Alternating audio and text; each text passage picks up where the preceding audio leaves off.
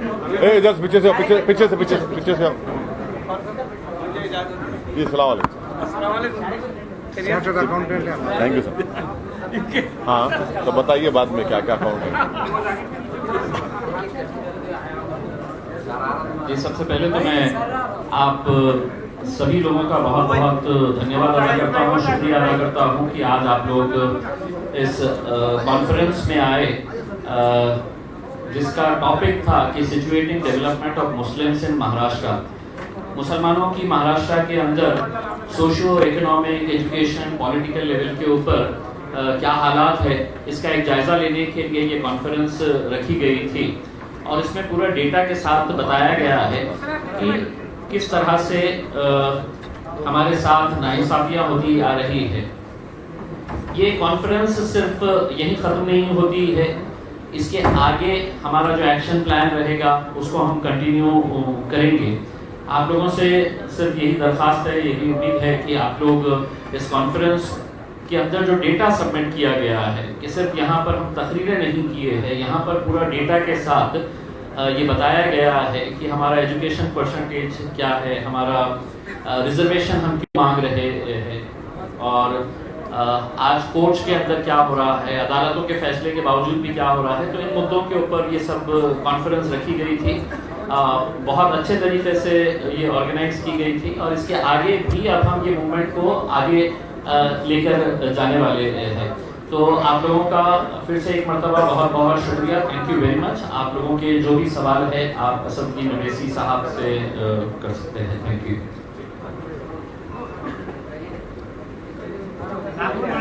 हो गया मेरा आप पूछना तो बोलिए। मेरे हो गया, आपको पूछिए। बोल दिया हूँ, आपको पूछना है तो अरे बोल दिया अभी पूरा।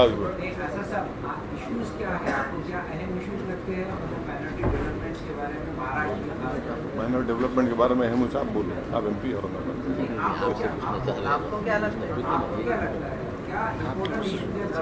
नहीं ये इम्पोर्टेंट इशू था, इसीलिए तो आपको जहमत दी गई, सेमिनार किया गया कि रिजर्वेशन का मसला जो है एक बहुत इम्पोर्टेंट मसला है।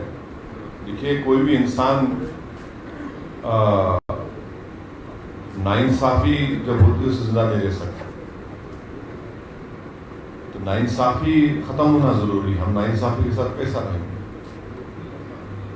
तो महाराष्ट्र के उन 50 कास्ट को जिसको मुंबई हाई कोर्ट ने अपने ऑर्डर में कहा कि एजुकेशन में इनको 4% रिजर्वेशन मिल सकता है, इसलिए कि वो सोशली एजुकेशनली उनके बैकवर्डनेस का एक एम्पिरिकल डेटा है, तो उसको नहीं देना ये बहुत बड़ी नाइंसाफी है।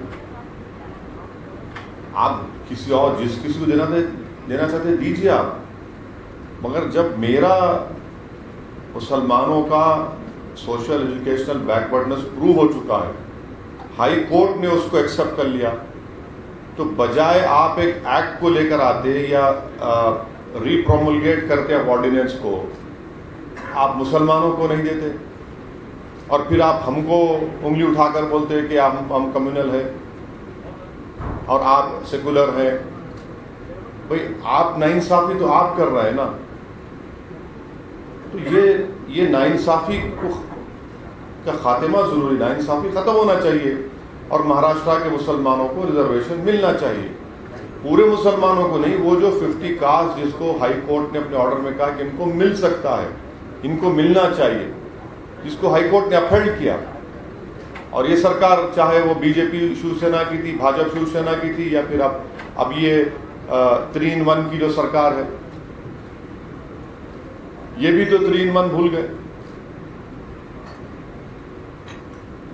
सवाल ये होता है देर हो चुकी है, हाँ बहुत देर हो चुकी है, क्योंकि बहुत पहले हुआ था अच्छा, उसके बाद 2-3 साल निकल गए, अच्छा, फिर आप उसको उठा रहे हैं, तो अच्छा, तो मराठाओं को देर नहीं हुई।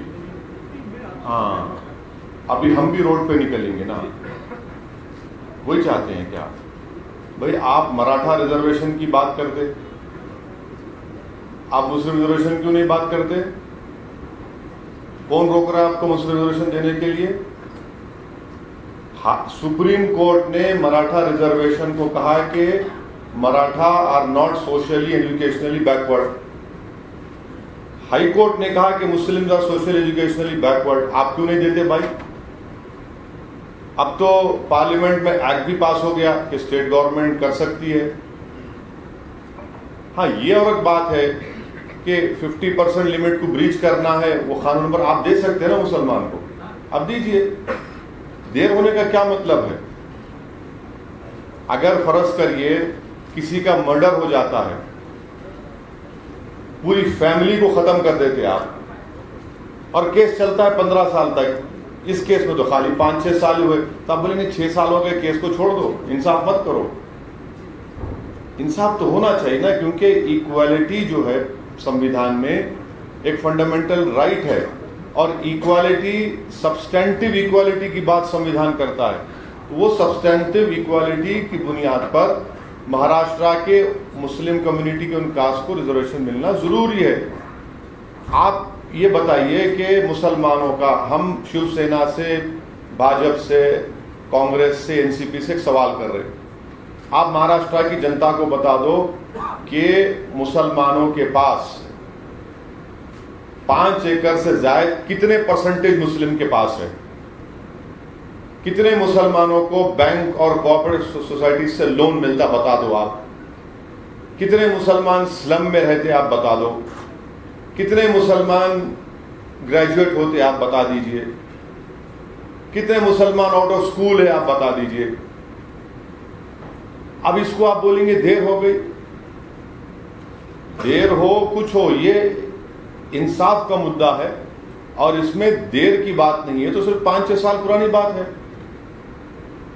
आप इसको सही करिए। आपको सिर्फ या तो आने वाले जो आपका नागपुर में सेशन होगा उसमें बिल लाइए और उसको एक्ट बना दीजिए, किस्सा खत्म हो गया, कोई रोकने वाला नहीं है।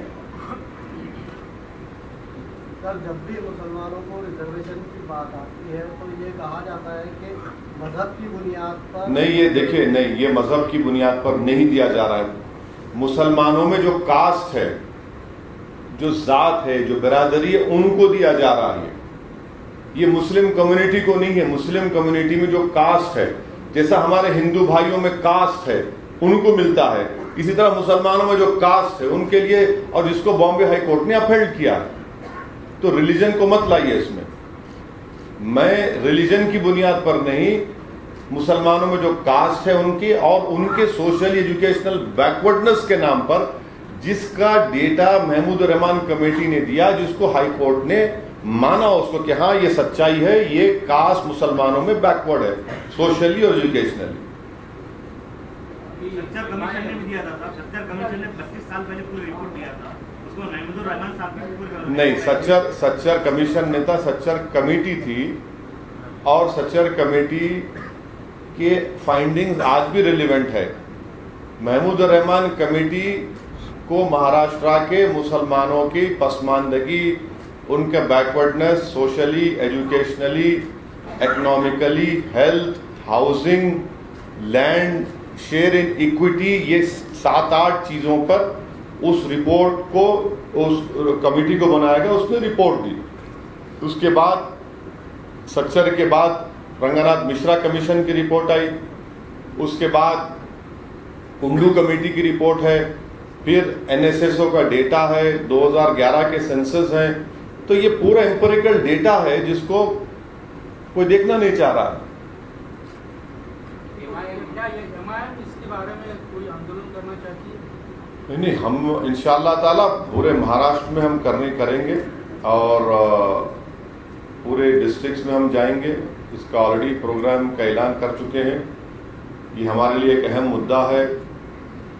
मुस्लिम आरक्षण का महाराष्ट्र के जो मुसलमानों में जो कास्ट हैं जिनको हाई कोर्ट ने अपहेल्ड किया उनके लिए, और वक्फ प्रॉपर्टीज को, वक्फ की जायदाद का तहफ़्फ़ुज़ हो, उसकी हिफाजत हो, उसका सही इस्तेमाल हो। ये 2 अहम इश्यूज़ हैं जिसके लिए हम लोग प्रोटेस्ट भी करेंगे, पब्लिक अवेयरनेस प्रोग्राम भी चलाएंगे, और पूरे महाराष्ट्र में हम ये शुरू कर रहे हैं, शुरू भी हो चुका है और करते रहेंगे।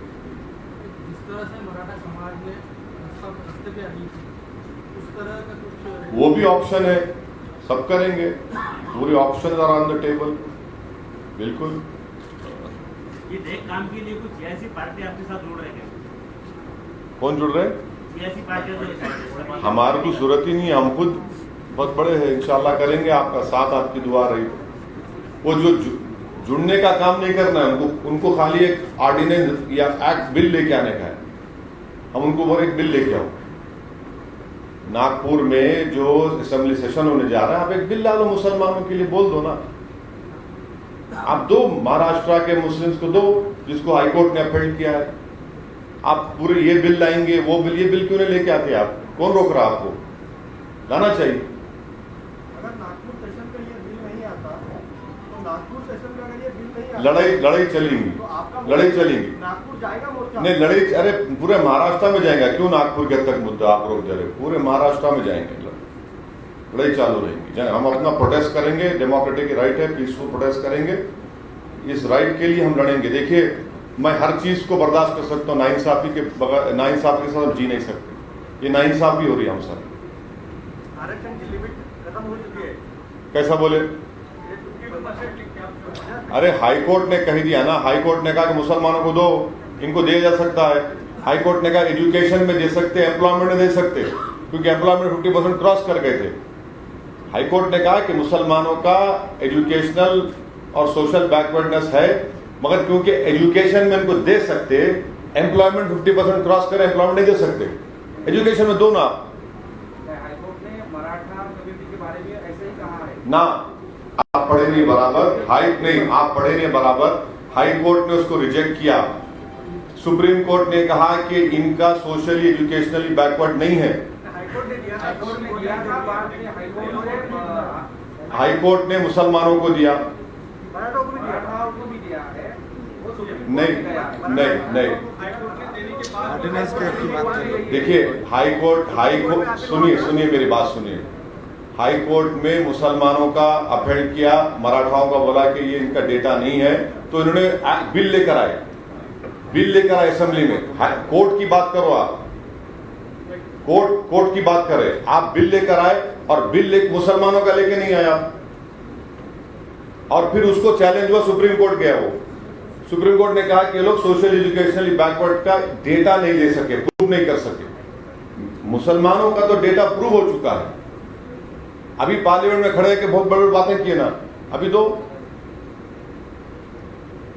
मराठा रिजर्वेशन के लिए बीजेपी, कांग्रेस, शिवसेना, एनसीपी बार-बार प्राइम मिनिस्टर के पास जाती है। हाँ, इस तरह मुस्लिम रिजर्वेशन के लिए आप भी प्राइम मिनिस्टर को मिलेंगे क्या? प्राइम प्राइम मिनिस्टर के पास जाने का ही नहीं है, यहाँ करने का है। सुनो आप, अरे आप समझ रहे नहीं मेरी बात को। ना सुनो, आपको यहाँ देने में कौन रोक रहा? स्टेट का मसला है, दे दो ना। अरे ना, देखिए, वो हम यही चाल चल रहे लोग, ये 3-in-1 पार्टी जो है चाल चल रही। ये एक साथ तीनों मिलकर शादी कर लेके हम समझ रहे कि हम आप नहीं मालूम क्या कर रहे हैं। आप कर सकते हैं, यहाँ पर आप करिए। अब वो अपोज करती है तो बहुत सी चीजों अपोज करती है बीजेपी। आप क्या, नहीं ऐसा हुआ तो फिर क्या, जो बीजेपी बोलेंगे सुनेंगे क्या? आप सत्ता में हैं, आप इंसाफ करिए। आपको कौन रोक रहा है इंसाफ करने से? और ये कब से शुरू हो गया? बीजेपी बोली तो हम ये नहीं कहते, तो बीजेपी जो बोली करेंगे क्या लोग? तो बीजेपी को बिठा लो सरकार में, फिर आप ऐसा है तो। अरे प्राइम मिनिस्टर से पार्लियामेंट में बोलेंगे, सबको बोलेंगे, या तो आपको करना है ना, यहाँ आप कर सकते, कर दो आप।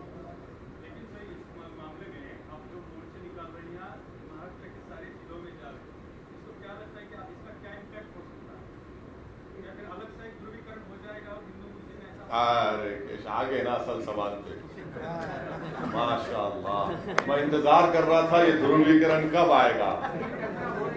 दिल की बात जबान पे आ ही गई आपके। चलिए, मुबारक हो आपको, ध्रुवीकरण हो गया।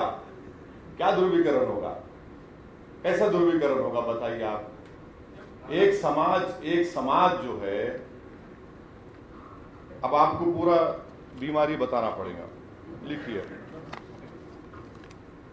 एक मुसलमानों में ग्रेजुएट सबसे कम, हाँ, फिर उसके बाद आप लोग थे ना, सुने ना, आप लोग देखे ना पूरा, फिर आप क्या है, फिर आप पूरी कुरान शरीफ सुन के आप बोले सूरह फातिहा पढ़ो, मेरे को बोल रहे आप। कई का ध्रुवीकरण हो रहा? इंसाफ करेंगे तो देखिए महाराष्ट्र में 11% मुसलमान है, उस 11% में ये 50 कास्ट को अगर आप देंगे तो महाराष्ट्र मजबूत होगा ना, महाराष्ट्र मजबूत होगा, देश मजबूत होगा। ध्रुवीकरण कैसा होगा? लेकिन ये 11% एमआईएम के साथ थोड़ी ना। अरे मैडम नहीं है, ये 1.0.1 भी नहीं है मेरे साथ, तो मैं नहीं पूछूं क्या? मुझे इंसाफ कर, मेरा हक बनता ना। मसला तो पॉलिटिकल बना। अरे आप पॉलिटिकल है, मेरे लिए कॉन्स्टिट्यूशन है। आप कॉन्स्टिट्यूशनल के जो राइट्स मुझे दिए गए, आप मुझे उससे महरूम कर रहे हैं। हाँ हाँ, किसकी यूनिटी लगेगी? अरे देख लेंगे ना यूनिटी अब आप आने वाले दिनों में। किसने?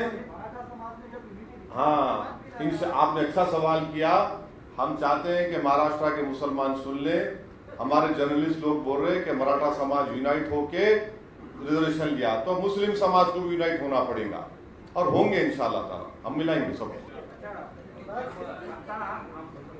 हाईकोर्ट के फैसले के बावजूद, हाँ, मुस्लिम रिजर्वेशन के कानून से हाईकोर्ट के फैसले के बावजूद, अरे आप लोग, एक मिनट, जिसने नहीं पूछा है जिसने नहीं पूछा है, पर आप लोग यूनाइट हो जाओ पहले आप लोग यूनाइट हो जाओ, इसके बाद एक नांदेड़ में जो हुआ है उसका कनेक्शन, पॉलिटिकल कनेक्शन ऐसा बताया जा रहा है क्योंकि अभी इलेक्शन आ रही है। देखिए, जहां तक वायलेंस हुआ, मैं उस वायलेंस का कंडेम करता हूं।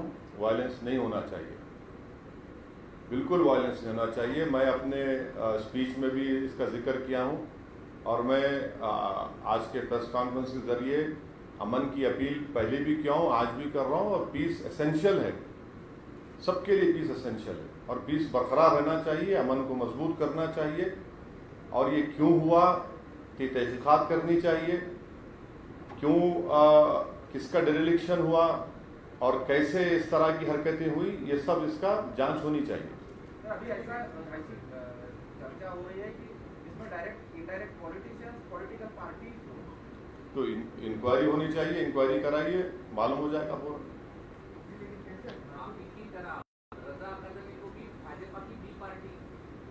नहीं, भारत में ये टीम का मसला खाली हमारा है, मेरा राइट है, किसी का भी नहीं। इंटेलेक्चुअल राइट मेरा है, और आपका भी नहीं, किसी का भी नहीं, मेरा रहेगा इंशाल्लाह ताला। अभी थोड़ा हम ए टीम हो गए, इससे तरक्की हुई अल्लाह की तरफ से, ए टीम हो गए। दंगों के नाम से दंगों के नाम से रजा एकेडमी के लोगों को अरेस्ट किया जा रहा है हमारे गाँव में। अब वो सब अब आप रिजर्वेशन पे उधर लिख जा रहे हैं आप, अब वो छोड़ दो उसको। अब मैं वायलेंस का कंडेम करता हूँ। नहीं, अब नहीं, वो देखिए, मैं देखिए प्लीज उसमें मत ले जाइए। मैं वायलेंस का कंडेम करता हूँ और करता रहूँगा। सर हाईकोर्ट के डिसीजन के बावजूद, हाँ, हाईकोर्ट के हाईकोर्ट के जो कॉन्फ्रेंस है और उससे 5 साल पहले भी जो बीमारी है वो डिटेक्ट हो गई है, हाँ। डायरेक्शन चाहिए, लेकिन अब बीमारी भी पता चल रही है और किस तरीके से जाना है वो भी पता चल रहा है। लेकिन आपने जो कहा कि 11% इकट्ठा नहीं है, तो ये होता है कि जब आप हर चीज़ को मतलब पूरा उसको मुकम्मल करना है आपको, तो यूनिटी तो ज़रूरी है। लेकिन not only in Muslims but overall पूरा इंडिया में जितना भी सबल्टन जो है या मार्जिनलाइज पीपल है, किसी भी तबके के, इस पर लीडरशिप थ्रेट बहुत बड़ी बात है। तो ये लीडरशिप थ्रेट का मसला जो है वो कैसे सॉल्व हो, क्योंकि जब तक वो नहीं सॉल्व होता तब तक मुद्दे तो मतलब इसका हल तो नहीं मिलती। नहीं, देखिए, नाइंसाफी के खात्मे के लिए जो सरकार है, जो सत्ता में है, उनकी कॉन्स्टिट्यूशनल जिम्मेदारी होती है कि वो अपने डिसीजन से इस डिस्क्रिमिनेशन का, इस इनजस्टिस का खात्मा करे।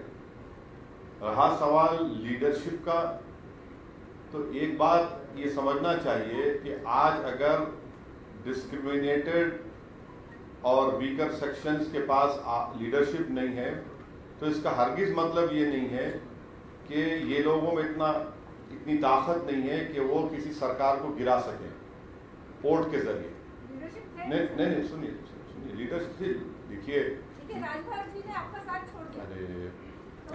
अरे अरे मैडम, मैं भी और आप दुनिया का साथ छोड़ के जाएंगे ना एक दिन, उसमें क्या होने वाला है? दुनिया खत्म हो जाएगी क्या? वो सब छोड़ के जाने वाले हैं, ये सियासत है। कोई आता है, कोई छोड़ता है, हमको क्या करना है? हम अपनी जगह पे, अगर मैं अपनी जगह पे फर्म हूँ, अपने उसूल पर, अपने प्रिंसिपल्स पर, अपने मंजिल पर मेरी तवज्जो है, तो यकीनन मुझे अपनी मंजिल मिलेगी।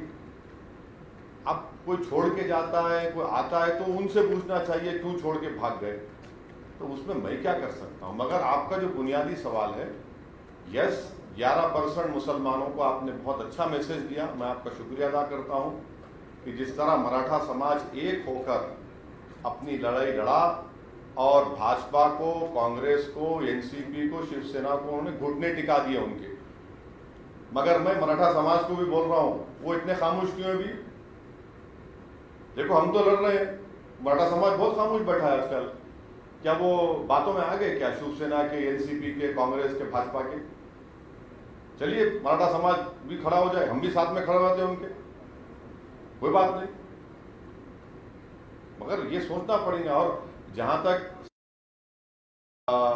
कास्ट का मामला, it is a very larger question, but I am be rest assured that there will be a voice, there is a voice.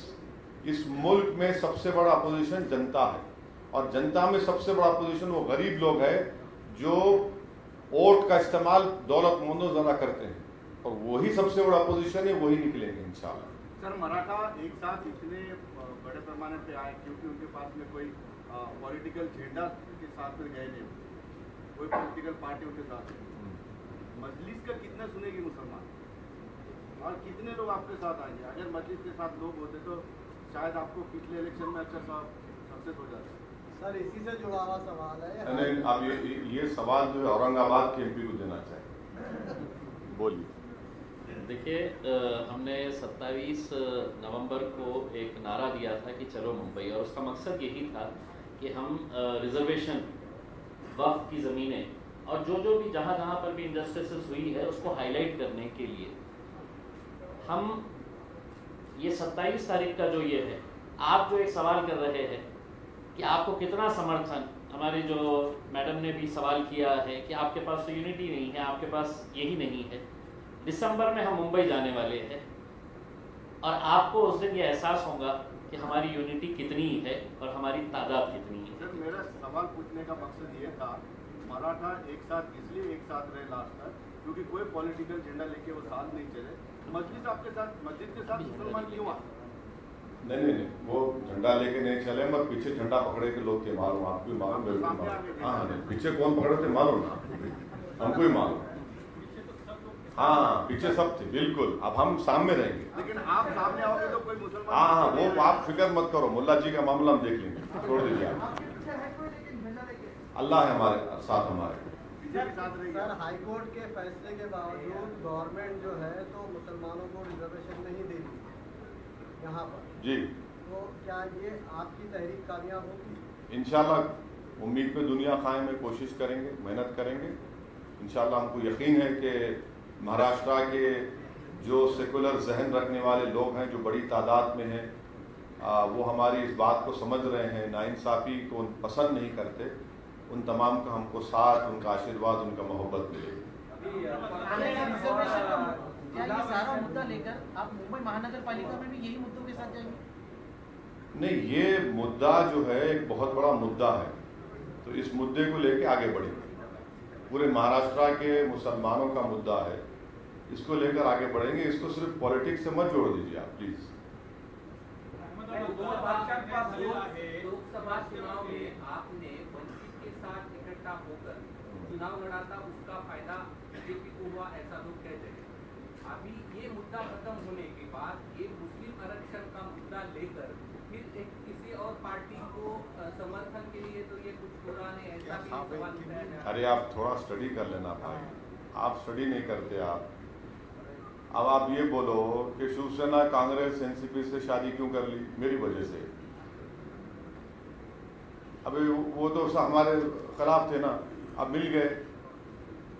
Assembly election में बताए ओवैसी ये वो बोले कि तीनों मिल गए। अब पूरे भारत में 302 सीट बीजेपी लड़ी, उसका भी जिम्मेदार मेरे को दे दो आप। अब ऐसा हो गया तो ऐसा बहुत मुश्किल हो जाएगा ना, हर चीज के लिए आप बनेंगे नहीं, ओएसी जिम्मेदार है, एमआईएम जिम्मेदार है, पब्लिक देख के सुन के बोलती भाई इन्हें क्या क्या जिम्मेदार है, किस चीज का जिम्मेदार है। नहीं, ऐसा तो नहीं है कि अभी एक्टिव आप जो एक्टिव हो रहे हैं, तो अभी इलेक्शन है ना कॉर्पोरेशन के और जी, जिला परिषद जी, के, जी। इसके पहले आप थोड़ा एक्टिव हो गए। पिछले 2 साल में जब इलेक्शन खत्म हो गए उसके बाद में ना मुस्लिम आरक्षण का मुद्दा सामने लाए थे, ना कोई आंदोलन था, ना कोई वोट नहीं था। ऐसा है सर, एक टाइम होता बीज बोने का, एक टाइम होता फसल काटने का, समझे ना। चलिए अभी और कुछ, अभी बस अरे आप मैं चाहता हूँ आपका, मेरे को मालूम और मेरे को भी जाना है। अरे आप एक एक आदमी 3-3 सवाल कर रहे, थोड़ा बचा के रखो आइंदा के लिए, फिर आता हूँ मैं। सीडीपी की पहली बात तो यही है, सीडीपी का जो निर्णय हुआ है कि अहमदाबाद में रास्ते के ऊपर जो मटन हो या अंडा हो बेचा नहीं जाएगा, इसके ऊपर आप क्या कहना चाहते हैं? अगर वहाँ सक्सेस हो गया तो देश के दूसरे इलाकों में भी लगाया जाएगा? देखिए ये समझ में नहीं आ रहा कि वेजिटेरियन बंडी रह सकती, नॉन वेजिटेरियन नहीं रह सकती। नॉन वेजिटेरियन होटल में खा सकते, बाहर नहीं खा सकते। तो होटल में तो दौलत बन जाएगा ना। अब चाय बेचने वाला, चाय बनाने वाला तो बंडी पे ही गोश्त खाएगा उन्हें, अंडे बेचने वाले। और एक बात समझिए कि मेजॉरिटी उसमें नॉन मुस्लिम्स हैं, जिनको आप एम्प्लॉयमेंट से महरूम कर दिए। इतनी गरीबी है, इतनी परेशानी है। और अहम बात यह है कि गोडसे का स्टैचू लगता है, मगर आपको बंडी की फिक्र है, गोश्त की बंडी की। गोडसे का स्टैचू लगता है, उसके ऊपर कुछ नहीं बोलेंगे। तो आप ये तो एंटी पोर स्टेप है ये। आप तो गरीबों को उनका पेट काट दे रहे हैं। आप ये बोल रहे हैं कि हाँ जिसके पैसा है गाड़ी में जा, होटल में बैठ के खा, जो बंडी पे गरीब है नहीं खा सकता। तो गलत है बिल्कुल ये। सर आपने 2 दिन पहले यूपी में एक स्पीच दिया था कि अमित शाह जब तक मुसलमानों के बारे में कुछ ना बोले उसको नींद नहीं आती है। हाँ। तो उसी तरह औरंगाबाद में भी एक अमित शाह है जो जब तक खासदार इम्तियाज जलील को ये कहता है कि वो गलती से चुन के आए हैं, जब तक उसको नींद नहीं आती। दोनों भाइयां हैं एक दूसरे। Thank you.